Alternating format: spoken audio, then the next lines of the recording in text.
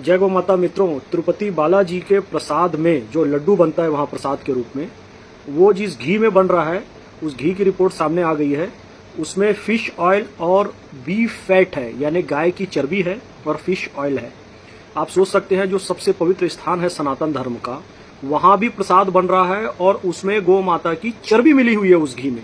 कितने अफसोस की बात है, लेकिन ये बात अभी सामने आई है और सच्चाई ये है कि हम बहुत पहले से इस बात को कह रहे हैं कि ये जो 300 रुपए लीटर घी, 400 रुपए लीटर घी, 500 रुपए लीटर घी मिल जाता है और लोग खुशी खुशी खरीद लेते हैं, मेरे भाई वो घी है ही नहीं।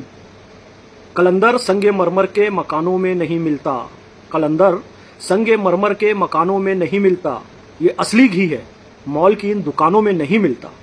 मेरे भाई ये जो घी है ना, जिसको आप घी कह रहे हैं, ये हो क्या रहा है आपको पता है? मरे हुए पशु, चूहे, कुत्ते जो सड़क में मरे हुए आपको दिखाई देते हैं, और नॉनवेज की होटल जितनी होती है वहां से निकला हुआ कचरा, हड्डियां, चर्बी और मरे हुए तमाम जानवर, इन सबको इकट्ठा करके एक बड़े से कड़ाहे में गर्म किया जाता है और उसके बाद उसमें जो तेल निकलता है ऊपर, उसको अलग करके उसमें खुशबू डाल के और थोड़ा सा घी का एसेंस डाल के और रंग डाल के और तमाम तरह से बहुत सुंदर पैकिंग करके किसी भी हीरो हीरोइन को, क्रिकेटर को 1-2 करोड़ रुपए देकर ये कंपनियां बताती कि फलाना फलाना शुद्ध देसी घी खाइए और अपने स्वास्थ्य को बढ़ाइए। हम देखते हैं कि ये हीरो हीरोइन और ये क्रिकेटर इसका प्रचार प्रसार कर लेते हैं तो उसको हम तुरंत खरीद लेते हैं असली घी समझ के। लेकिन आप इस बात को ध्यान में रखिए कि अभी मैंने देखा यही हीरो हीरोइन, इनके कारण जो बैटिंग ऐप होता है, अभी प्रतीक जी ने अपने शो में दिखाया न्यूज 18 में कि एक बच्चा यही शाहरुख और यही सचिन तेंदुलकर का विज्ञापन देखकर वो बैटिंग ऐप में टीम बनाओ करके वो जुआ खेलने लगा। 96 लाख की उधारी चढ़ गई, जालसाजी भी करने लगा। उसकी माता बात नहीं कर रही है, भाई बात नहीं कर रहा है, वो बच्चा रो रहा है और कह रहा है कि मैं सुसाइड कर लूंगा। आप ये सुनहरे डब्बे की पैकिंग में आकर हीरो हीरोइन प्रचार कर रहे हैं, इसमें आकर आप कभी भी इसको ना खरीदें। हमसे जब कोई पूछता है असली घी है जी हमारे पास, शुद्ध देसी गौ माता का देसी विधि से बनाया हुआ घी, कितने का है? हम कहते हैं 2000 रुपए को। कहते हैं ये बहुत महंगा है, ये बहुत महंगा है। अरे 400 रुपए 500 रुपए में देसी गाय का घी आ ही नहीं सकता मेरे भाई, वो संभव ही नहीं है। और बात किस कदर पहुंच चुकी है कि सनातन का प्रमुख स्थान तिरुपति बालाजी, वहां तक गाय की चर्बी वाला घी इस्तेमाल हो रहा है। आस्था ही पूरी समाप्त हो गई।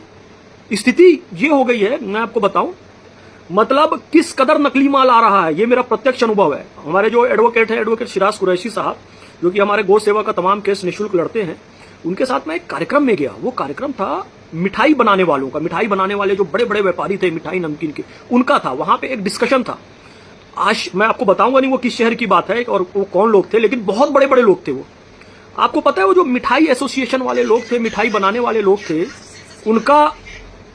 उनका क्या कहना था, ये जो मिठाई बनाने वाले बड़े बड़े व्यापारी थे, उनका क्या कहना था कि वकील साहब एक आप काम करवा दीजिए। कहे क्या काम करवा दें?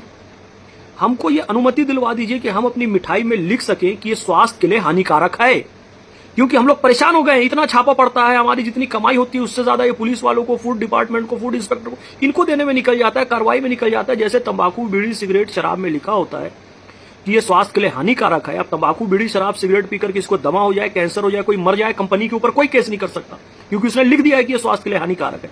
उसी तरीके से मिठाई वाले कह रहे थे कि हमको भी अनुमति दिलवा दो कि हम लिख सके हमारी मिठाई स्वास्थ्य के लिए हानिकारक है। उसके बाद जिसको खाना है खाओ, मरना है मरो। नकली जो दूध बन रहा है, जो केमिकल वाली सारी चीजें बन रही है, और एक गाय की चर्बी और मरे हुए पशुओं की चर्बी से जो तमाम चीजें बन रही हैं, ये बनती रहे, लोगों को बीमारी होती है, लेकिन हम बच जाएंगे क्योंकि हमने लिख दिया जी ये हमारी मिठाई स्वास्थ्य के लिए हानिकारक है। ये चाह रहे हैं कुछ लोग। अब मेरे सामने की बात है, मुझे बड़ा आश्चर्य हुआ, स्थिति ये पहुंच गई है। अभी तो ये तिरुपति बालाजी का केस आया है, ऐसे तमाम जगहों में भी ये सारी चीजें हो रही होंगी। अभी भी मैं बड़े बड़े मंदिरों का नाम नहीं लेना चाहता, लेकिन सोचिए हम 12 ज्योतिर्लिंगों में जाते हैं, 52 शक्तिपीठों में जाते हैं, यहाँ पे क्या स्थिति होगी अभी? ये तो एक मंदिर का सामने आया है ना, वो भी जो सबसे बड़ी आस्था का केंद्र है, और नाम भी उसका क्या है देखिए, गौ माता की चर्बी का प्रसाद बन रहा है। और उस मंदिर का नाम क्या है, वह कौन भगवान विराजमान है। और वहां जब हम चढ़ते हैं तो क्या कहते हैं, मैं भी गौ सेवा सद्भावना पद यात्रा के दौरान वहां पर जब सीढ़ियों पे चढ़ा तो देखा सब करे गोविंदा गोविंदा गोविंदा, उन भगवान को गोविंदा करें। उनकी कथा आप सुन लीजिए। मैं बार बार आपको कह रहा हूं कि जिस भगवान के दरबार में गाय की चर्बी वाला घी इस्तेमाल हो रहा है, वो भगवान वहां स्थापित कैसे हुए? भगवान विष्णु जब इस धरती पर आए तो अगस्त ऋषि की गौशाला में गए, श्रीनिवास नाम से वो आए थे कि मुझे तो गौ माता का दूध बहुत पसंद है। तो अगस्त ऋषि ने कहा कि मैं केवल जोड़े को ही गौ माता देता हूं, विवाहित जोड़े को। तब श्रीनिवास भगवान, जो कि विष्णु जी का रूप था, वो लक्ष्मी माता की खोज में ही आए थे। लक्ष्मी माता पद्मावती जी के रूप में यहाँ पर पृथ्वी पर उन्होंने जन्म लिया। पद्मावती जी से श्रीनिवास भगवान ने विवाह किया और फिर अगस्त ऋषि की गौशाला में गए और याचना करने लगे कि अब हमको एक गौ माता दे दीजिए। लेकिन वहां पर कुछ शिष्य थे, उन्होंने कहा भी हमारे गुरुदेव अगस्त ऋषि तो नहीं है, तो हम आपको गौ माता नहीं दे सकते। भगवान मंद मंद मुस्कुराए, फिर निवेदन करने लगे, लेकिन उन्होंने कहा आप कोई भी हो, शिष्यों ने कहा, गुरु की अनुमति के बिना हम आपको गौ माता नहीं दे सकते। ये सुनकर भगवान श्रीनिवास माता लक्ष्मी के साथ, पद्मिनी जी का जो उस समय रूप था उनके साथ तिरुमला की पहाड़ियों में चढ़ने लगे। जब अगस्त ऋषि आए और उनको पता चला कि भगवान आए थे गाय मांगने के लिए, तो उन्होंने तुरंत एक गौ माता को लिया और भगवान के पीछे पीछे दौड़ने लगे। भगवान ऊपर चढ़ रहे हैं, पीछे पीछे अगस्त ऋषि गौ माता को लेकर चल रहे हैं और कह रहे हैं स्वामी गोवु इंदा, तेलुगु में कह रहे हैं स्वामी गोवु इंदा, यानी कि स्वामी हे भगवान ये गौ माता को ले लीजिए, गौ माता को ले जाइए, स्वामी गोवु इंदा, स्वामी गोवु इंदा, गोविंदा गोविंदा गोविंदा गोविंदा, ऐसे करके वो गोविंदा शब्द आ गया और 108 बार भगवान का नाम उन्होंने ले लिया, पीछे पीछे दौड़ते हुए गोवु इंदा गोवु इंदा। फिर भगवान पलटे और उन्होंने स्वीकार किया गौ माता की वो भेंट को, कहा कि तुमने मेरा प्रिय नाम गोवु इंदा गोविंदा 108 बार ले लिया है, मैं बहुत प्रसन्न हुआ। अब जो भी कोई भक्त यहाँ पर आएगा तो वो ये नाम जपते हुए ही ऊपर चढ़ेगा, इसलिए जो भी तिरुमला की पहाड़ियों में चढ़ता है वो गोविंदा गोविंदा बोलते हुए चढ़ता है और ये नाम गौ सेवा से जुड़ा हुआ है। तो जिस भगवान की स्थापना ही गौ सेवा से, गौ माता के दूध की प्रियता के कारण भगवान श्रीनिवास की वहां पर स्थापना हुई, तिरुपति बालाजी की जो स्थापना हुई, उस मंदिर में ही गौ माता की चर्बी से प्रसाद बन रहा है। बड़े अफसोस की बात है भाई। मैं निवेदन करता हूं कि या तो शुद्ध देसी गौ माता का घी पाने के लिए अपने आसपास की कोई गौशाला में जाइए, अपने सामने वो घी को बनवाइए, या जो भरोसे का व्यक्ति है उससे लीजिए, महंगा दे पर उससे जरूर लीजिए। अपने धर्म के साथ खिलवाड़ मत कीजिए, भले घी कम इस्तेमाल कीजिए, लेकिन अपने बच्चों को गाय की चर्बी खिलाने से अच्छा है कि गौ माता का असली घी खिलाया जाए, भले कम खिलाया जाए। दीपावली में भगवान की पूजा के लिए जो दीपक जलाते हैं, ये चर्बी वाले घी से जलाने की बजाय शुद्ध देसी गौ माता के घी से जलाएं, भले कुछ महंगा आए लेकिन लीजिए जरूर। गाय अपने घर में जरूर पाले, मैं तो ये कहता हूं, कुत्ता बिल्ली पालते हैं, पालिए, हमें कोई दिक्कत नहीं है। जीवे जीवे शिव स्वरूपम सदा भावयतु सेवायाम, जीव जीव में शिव है।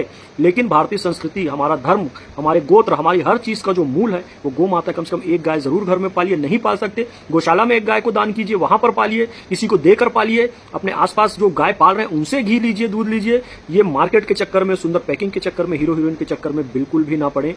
ये मेरा आपसे निवेदन है। बहुत बहुत धन्यवाद। जय गौ माता।